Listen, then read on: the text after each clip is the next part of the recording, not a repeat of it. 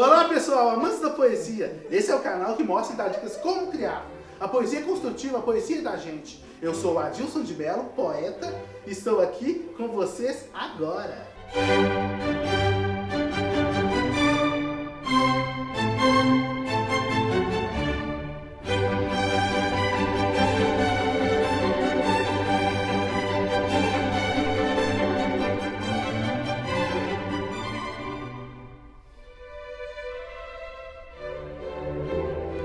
Bom dia! A primeira coisa que você terá que ter para criar uma poesia com esse método será a imaginação, ou seja, criatividade. A imaginação é essencial para quem quer fazer poesias. Ela dá início a um processo de concepção muito importante. A segunda coisa usada nesse sistema de construção poética é a parte técnica, ou seja, a forma de escrever, de rima, de metrificação, a empregabilidade da frase e palavras de acordo com o contexto desejado. Lembrando que nesse método é mais fácil de escrever e moldar a poesia, com dicas personalizadas minhas, repassando algumas bases de escolas literárias mais antigas também. A poesia é uma arte muito antiga. Dizem que ela é tão antiga quanto a escrita. Há relatos que os egípcios e os gregos já escreviam poesias. O relato mais conclusivo é dos gregos, em 800 anos antes de Cristo. Os gregos escreviam quadros que vocês vão aprender aqui como fazer na primeira parte da aula. Primeiramente usaremos o método surrealismo, em que o autor usa o imediatismo para chegar a um resultado. Usaremos o método de Dante Zara, um romeno que no início do século XX inventou um método que a racionalidade é deixada de lado. Depois faremos o resto da poesia usando dicas específicas para cada trabalho. Nesse método, tente se inspirar lendo poesias, escutando música, tentando ficar reflexível ou em transe. Agora pense numa frase ou série de frases, o que primeiro vier na sua cabeça, sem se preocupar com o sentido ou estética da mesma. Depois separe aquelas frases que ficaram melhores na sua concepção, coloque-as num caderno como frases primeiras. Tente mudar algumas palavras de acordo com o sentido que dá para a poesia e a frase. Por exemplo, se falar de amor, que é ordem, se falar de tristeza, elegia, etc. Depois, com base no que você escreveu, intitule a primeira frase com o título terminado com o sufixo das palavras finais iguais, proporcionando uma versificação para aquele título no andar da construção, ou seja, o uso da escrita do título nos versos posteriores, sempre titulando o verso com o título que seja a descrição do contexto final, ou seja, do verso. Lembrando que você deve escrever primeiramente textos mais fáceis, sem usar palavras refinadas, usando sim palavras de fácil entendimento, para iniciar uma habilidade de escrita e assim aos poucos aprimorar adequando palavras difíceis pouco a pouco. Exemplo de verso primeiro, minha casa é verde. Então o título pode ser Casa Verde. Veja no quadro agora um trecho de poesia minha. Veja que o título tem a ver com o corpo da poesia e o primeiro verso e a intitulação do significado. Nas poesias de amor, o que se deve usar geralmente são palavras ligadas ao amor, como amor, ardor, coração, paixão, sentimento, desejos, dentre outras. Você pode usar essas palavras ou outras dependendo do que se quer dizer. São chamadas palavras-chave. Sempre use frases simples ou imediatas, ou até bordões e provérbios, de sair por si só. Exemplo de frase simples, eu te amo. Exemplo de bordão, não é brinquedo não. Veja agora no quadro um exemplo meu. Veja esse terceiro meu, usa um provérbio como fonte de pensamento, leia e repare, conhecendo os tipos de quadro. No segundo verso, aí sim você usa uma técnica de versificação que irei passar a vocês agora. Primeiro vamos conhecer os tipos de rima que existem usando 4 versos chamados quadra. A rima alternada é a que eu acho melhor para começarmos a escrever. Tem também a oposta, a emparelhada e a interna. Vamos saber um pouco mais sobre elas. Alternada, primeiro com o terceiro verso, segundo com o quarto verso. Emparelhada, primeiro com o segundo verso, terceiro com o quarto. Oposta, primeiro e quarto verso e segundo e terceiro verso. Exemplo de oposta. Observação. Depois que você fizer a primeira e a segunda estrofe, sempre use a regra de igualdade de rima na estrofe 1 e na 2, e se for quadro, nas posteriores, para a cadência ser perfeita. Na outra aula veremos a interna. Sugestão, veja que na opção alternada soou melhor. Então, uma regra básica, quando acabar de escrever a quadra, recite para ver se tem uma concordância que rime melhor. Outra dica, sempre se lembrando de usar palavras com sons semelhantes ou sufixos iguais sobre a palavra-chave. Você deve escolher a palavra final primeiro pelo sufixo e depois apurando-a pelo sentido que terá na frase e na poesia geral, sempre usando as palavras-chave dentro do contexto. Quadro esses exemplos. Por exemplo, palavra óbvia com ar, palavras relacionadas com texto, respirar, voar, flutuar, etc. Palavras com sufixos terminados em ar, tipo somar, andar, cantar, dependendo do contexto. Uma coisa muito importante de se saber, há 3 tipos de forma de escrita. A descritiva, descreve alguma coisa, pessoa, ação, etc. A dissertativa é uma aglomeração de ideias, coloca tudo no papel. A narrativa, narra uma história, personagem, fato. É mais usada em livros de conto, romance. A descritiva e a dissertativa são mais comuns na poesia clássica. Vamos usar uma dessas acima de acordo com a ideia. O miolo da poesia é feito por algumas perguntas que têm que ser feitas para o desenvolvimento da obra. Perguntas como, onde, quem, quando, por quê. Características gerais, descrição de objetos, ações físicas e emocionais. Descrição ideológica, tudo base para o desenvolvimento da obra, além de figuras de pensamento, endossamentos de ideias ou comparações a outras coisas de sentidos similares, com contexto de palavras-chave sequenciadas com base no título, que você dará a partir da primeira estrofe. Exemplo de endossamento e afirmação. Exemplo, a casa é verde. Segundo verso, como é verde essa casa. Endossando ou afirmando. Dica, as metrificações, que são os espaços das letras, geralmente são feitos por sílabas, que você pode fazer o espaçamento com a comparação no olho, pois na técnica original eles não conseguem ser simétricos, porque as formas das letras variam, e na minha técnica você faz a poesia com mais sincronia entre o verso de cima e o de baixo, ou seja, um espaçamento mais igual. Mas para começar, se puder, faça versos soltos, ou seja, versos sem verificação equiparada. Agora junte a frase que você fez e arrume a frase na expressão. Intitule o que é mais conveniente que você e o texto inicial. Escreva o primeiro e segundo verso. Dica, intitular o título geralmente com palavras que expressem o que se quer dizer no texto. Exemplo, dor, dor cotidiana, soneto da dor, dor, amor, rejeição. Sugestão, detalhe importante no título da poesia. Sempre escrever o título com palavras finais do mesmo sufixo do primeiro ou segundo verso. Assim você tem mais uma rima com o nome do título. Outra sugestão, se escrever no caderno, veja se a troca fica bonita aos olhos. Se ficar bonito no tempo plástico, deixe. Se não ficar, reescreva usando dados da mesma. Acerte o espaçamento dos versos para ficar alinhado com o de cima. Aí, se ficar bom, digitalize. Vamos entender mais tipos de frase. No quadro, por exemplo, declarativa. Declara a intenção de quem fala e informa. Apresenta um fato, uma ideia, a frase termina com ponto final. Interrogativa. A intenção é perguntar. A frase termina com ponto de interrogação. Exclamativa. A intenção é exprimir sentimento, surpresa, indignação, espanto. A frase termina com ponto de exclamação. Imperativa. A intenção é dar uma ordem, um conselho, fazer um pedido. A frase termina com ponto final ou ponto de exclamação. Observação, hein? Todas as suas formas de frase têm afirmativa e negativa. As frases afirmativas afirmam coisas que estão entrelaçadas ao ato, mesmo com todas as 4 tipos de frase variando ao sentido. As frases negativas negam o fato usando um não na frase. Dica, é muito importante depois que você começar a dar a cara e o sentido para a poesia, a partir da quadra e do título, da obra fundamentada no sentido, é muito importante fazer uma pesquisa aprofundada no Google, e em dicionários e em enciclopédias, além de dicionários de rimas, para ter ênfase e talvez pegar palavras-chave para o contexto da poesia.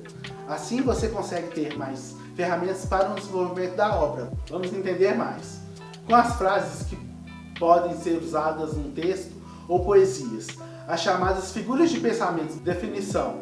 Figuras de pensamento fazem parte do grupo das figuras de linguagem, onde tem ainda figuras de palavras, figuras de síntese, e figuras de som. Na figura de pensamento, onde se encontram todas as ferramentas para uma construção poética. Ela é a combinação de ideias e pensamentos. Ela proporciona mais eloquência à comunicação. Vamos ver as figuras de pensamento agora, uma por uma. Gradação. Na gradação, as palavras se encontram intercaladas poeticamente em ordem crescente até chegar ao clímax, ou o encadeamento do verbo que se faz em ordem crescente. Exemplo, ela anda, chega, senta e fala. Explicação. Essa frase é uma intercalação entre todos os verbos da ordem crescente, culminando com desfecho na palavra fala. Exemplo meu, escrevendo, chorando e rindo. Explicação. Essa frase se dá na ordem crescente, onde o verbo se intercala formando uma gradação. Anticlímax. A gradação dos verbos se dá na ordem decrescente. Agora veja no quadro. Exemplo. Você chegará daqui 1000 anos, 100 anos, 10 anos ou menos. Explicação. Este exemplo está na ordem decrescente, ou seja, diminuindo a quantidade de tempo nos anos da frase na forma decrescente, assim sendo um anticlímax. Prosopopeia ou personificação. Essa figura de pensamento dá ações, sentimentos e qualidades vivas a objetos e seres irracionais e sem vida. Veja no quadro, por exemplo, o ar é paixão. Explicação. Isso quer dizer que amar o ar, só que o ar não tem paixão. É um sentimento de uma coisa inanimada, característica humana. Exemplo meu, minha vida é um livro. Explicação. Nenhuma vida é um livro, somente é contado dentro da história. Eufemismo. Eufemismo é a atenuação ou a suavização de uma expressão usada. Exemplo, o que amarga cura. Explicação. Nesse exemplo, a cura suaviza a expressão amarga. Exemplo meu, mas a pureza da alma. Explicação. A expressão diz que algo ruim não pode mudar o interior, como a alma, assim suavizando algum fato inerente. Hipérbole ao cesse. Na hipérbole há um exagero na expressão. É nítido, em vez de falar o exemplo no superlativo, aumentando a ação ou o produto muitas vezes. Exemplo, nesse peito bate 1000 corações. Explicação. Nesse exemplo citam os 1000 corações, sendo que no peito só há um. Assim o exagero nos 1000 corações é aparente na frase que diz que há muitas pessoas em uma só intenção. Quer dizer que o coração vale por 1000. Exemplo meu, e nem 5 banhos sequenciados. Explicação. Os 5 banhos sequenciados são exagero da palavra. Dizem que nem essa quantidade de banho tomado não limpa tudo. O exagero de expressão. Litote. É o eufemismo na negação. Atenua o sentido da ideia, oposta da hipérbole. Exemplo, a vida não é tão curta. Explicação. Nessa expressão diz que a vida não é tão curta. O tão suaviza a ideia de longevidade e o não faz uma negação. Antítese. A antítese usa 2 palavras de sentido oposto na mesma frase. Exemplo, o dia e a noite são irmãos. Explicação. O dia e a noite são opostos. Exemplo meu, noite e dias se revezam. Explicação. Noite e dia são opostos, como no exemplo anterior. Paradoxo ou oxímoro. Paradoxo é aparentemente parecido com antítese, mas usa ideia contrária na mesma frase, porém usa termos extravagantes. Por exemplo, mas que seja infinito enquanto dure. Explicação. Esse verso de Vinícius de Moraes elucida muito bem a ideia de contradição de opostos, dizendo que o infinito tem fim, de uma forma controversa. Ironia. Comunica-se de forma oposta ao sentido certo, porém com palavras de bom tom, mas com ironia, sarcasmo e malícia. Exemplo, santinho do pau oco. Explicação. O termo santinho geralmente é bom, mas com o termo pau oco diz que é vazio, que quer dizer que o indivíduo não vale nada, ou que tem um caráter duvidoso. Usa a forma irônica para nomear o indivíduo, chamando-o nessa de santinho. Exemplo meu. Essas poesias não tiram férias. Explicação. Eu uso uma ironia ao dizer que essas poesias não tiram férias, como se quer dizer ao contrário, e sumir por um tempo. Apóstrofe é uma expressão usada como um apelo a uma pessoa. É algo tanto bom como ruim. Exemplo, Deus Ó Deus, onde estás que não me respondes? Explicação. Essa frase expressa o chamativo. Figura de síntese. Elipse. Elipse é um desaparecimento de uma palavra que faz o entendimento da frase ser mais fácil. Exemplo. Penso bem, meu amor. Explicação. Nessa frase, o eu, no começo desta, é omitido na oração final. Cêduma. A cêduma é a eliminação de uma palavra por ter sido utilizada na frase antes. Exemplo. Amanda ganhou 2 calças, eu uma. Explicação. O verbo ganhei de ganhou é omitido na segunda parte, assim sendo uma cêduma. Hiperbato. Essa figura de síntese é a alteração da ordem na frase. Exemplo. Está lavada a louça está lavada.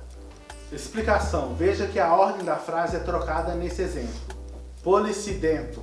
Policidento é não mais que o uso de várias palavras de conexão. Exemplo. Ela riu e cantou e dançou e dormiu no fim. Explicação. Os vários e são conectivos. Acidento. O acidento é o contrário do policidento. Ele omite a presença dos conectivos. Exemplo. Ela comeu uva, fez suco.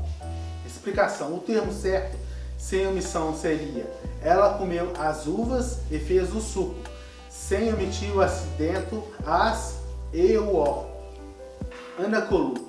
O anacoluto é uma figura de linguagem cuja base é a interrupção de estrutura oracional, de modo que ocasiona o isolamento de determinadas palavras e expressões, fazendo-as perder a função sintática.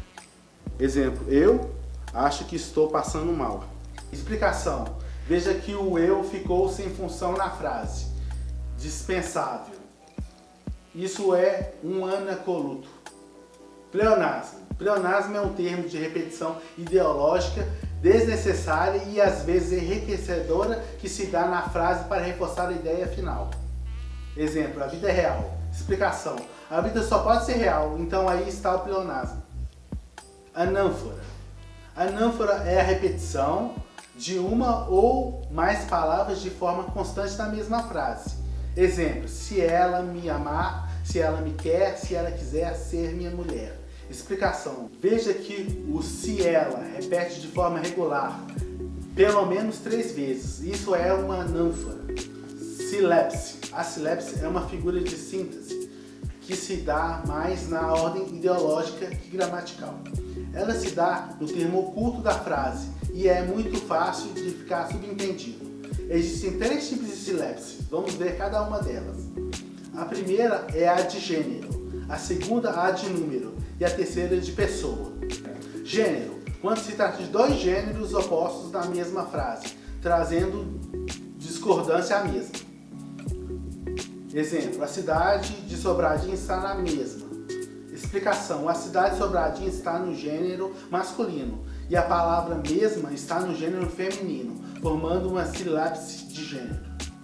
Número. Quando se tem a diferença entre plural e singular na mesma frase. Exemplo. Quando saiu, todos ficaram. Explicação. Veja que o saiu está no singular e os todos ficaram está no plural, formando assim a silápse de números. Pessoa. Acontece quando há discordância entre o sujeito expresso e a pessoa verbal. Exemplo. Todos os investidores estamos ansiosos com o progresso. Explicação. No exemplo. O verbo não concorda com o sujeito, e sim com a pessoa gramatical. Pessoal, agora eu vou recitar uma das minhas poesias para vocês.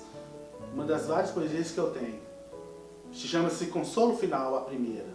Bela é a madrugada, que passa o frio bem carente. Repousa em minha morada o gosto amargo de descrentes. Vem com tudo, minha amada, a me consolar no dia quente. Só por tudo, só por mágoa, só porque vivo fielmente. Vou pra rua, faço nada, que me faz ser contente. Ela foi a minha amada, hoje não é nem suplente. Carga as dáguas, guarda as mágoas da cilada do presente, que partiu deixando as marcas do passado, que é recente. A roseira. Ó roseira dos vales e campos, és tão perfeitas e cheias de encantos. Ó maravilha dos vales de ardores, é como as damas, assim são as flores.